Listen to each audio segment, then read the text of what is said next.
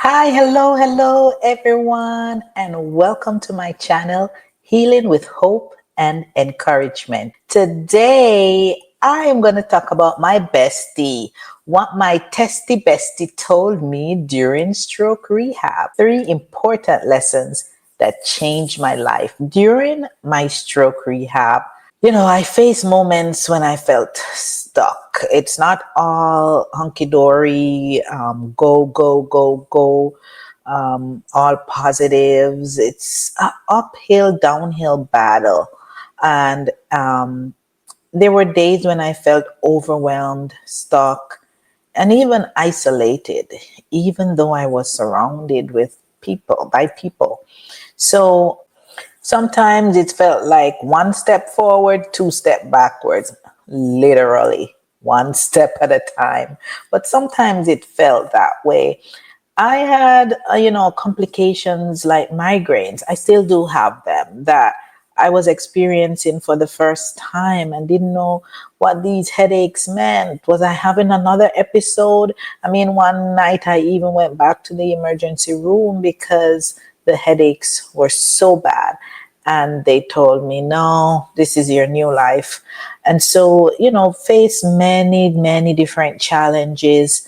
Financial insecurity. When am I going to go back to work? When will I get? If you watch a previous episode, you'll see that my insurance didn't really pay out the first until 8 weeks after, and I didn't have that much cushion for emergency. I had used it up months before when I had a major surgery.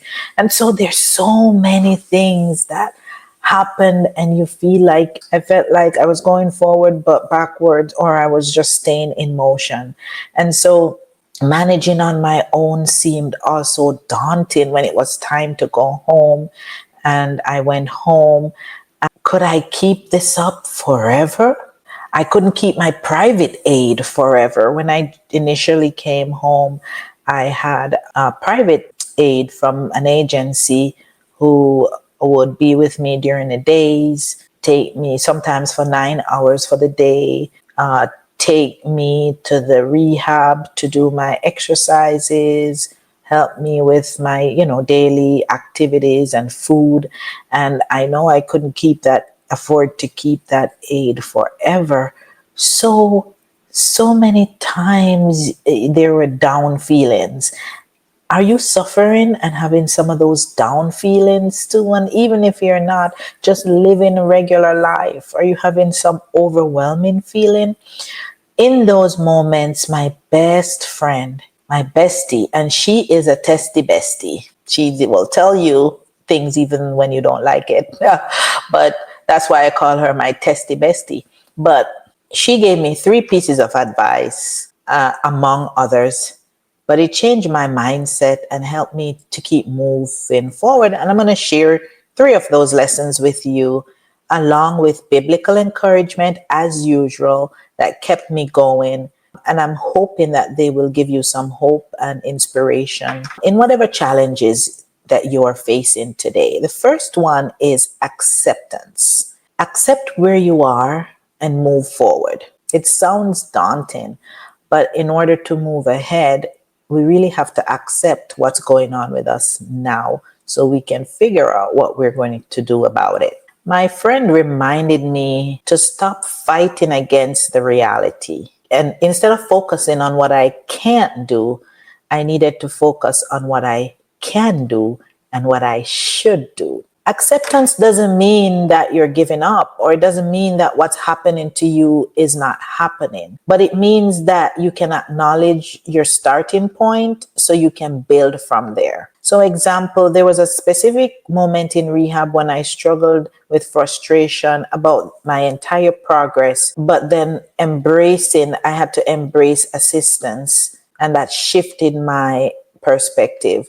I realized at that point that my current status was that my hand was progressing more than my leg. And so what I did then I started to accept where I was and push forward with the hand therapy.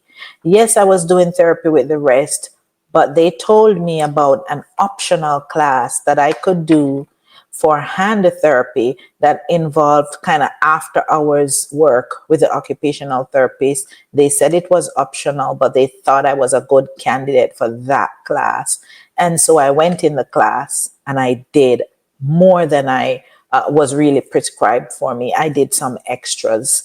Some of my family came over to help me. They were allowed to come and help me, help push me, help me. I mean, I poured water in a cup constantly, and at first made a big mess. There was a big mess, wet the table and everything.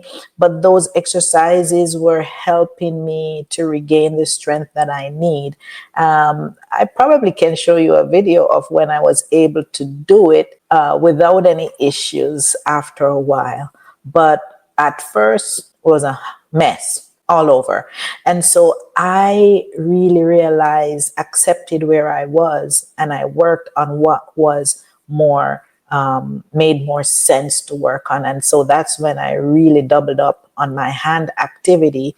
And so that I was discharged from hand therapy way ahead of the others. Actually, I'm still a year and a half after still trying to perfect my walk. So you have to accept where you are right now and work towards what you need to work towards. The biblical encouragement for this point comes from Philippians 4, verses 11 to 13. I have learned to be content with whatever the circumstances is. I can do all this through him who gives me strength.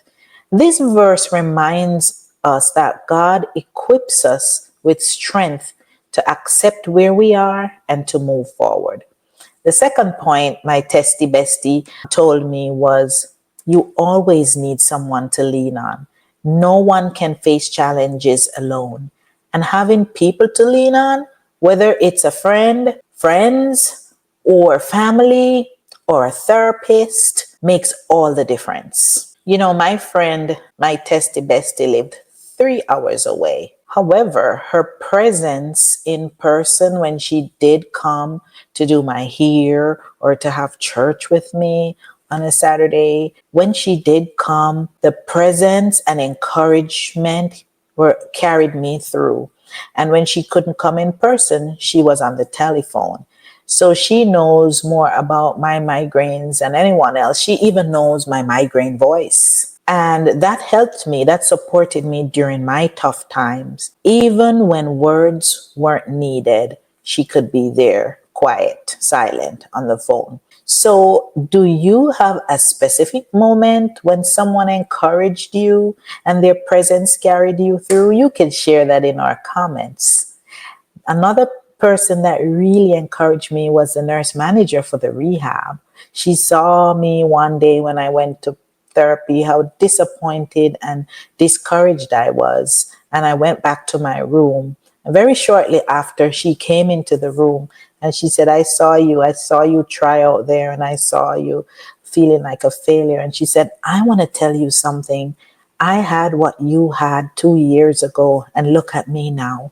Yes, it was awful, but trust me, you can do it. So you always need that one person to encourage you. And it really resonated with me and made me realize that I am going to have down days, but I can do it. Ecclesiastes 4 verse 9 and 10 says, two are better than one.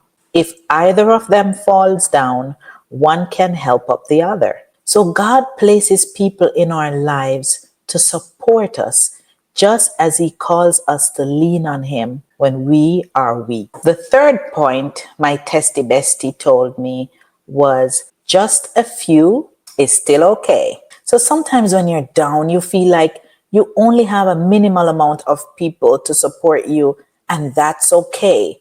Sometimes you are only able to do a minimal amount of exercise or a minimal amount of activity or minimal amount of finances, but that's okay. A few is better than none. Sometimes a hardship in your life reveals who truly stand by you. Though it may be a painful thing to endure, having fewer people sometimes allow you to focus on the ones who genuinely care and support you. Quality over quantity matters in relationships, especially during a suffering period when you're recovering. Sometimes you feel lonely, but you realize that the smaller circle of support was actually more meaningful. The biblical encouragement for that point is Proverbs 18, verse 24, which says, "A man of many companies may come to ruin, but there is a friend that sticks closer than a brother.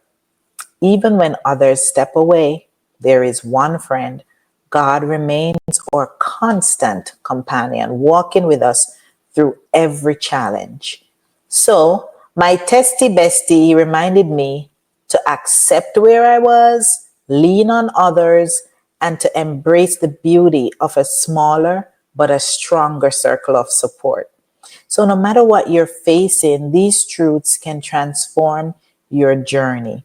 If you like this, make sure to share it with someone who needs it, subscribe, and make sure you like.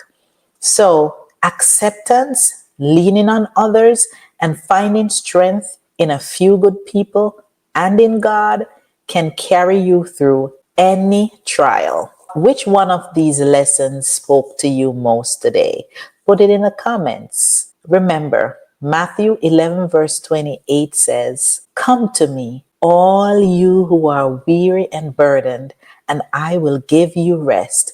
No matter how life feels, God is inviting you to lean on Him today. That's my encouragement for you. Bye now.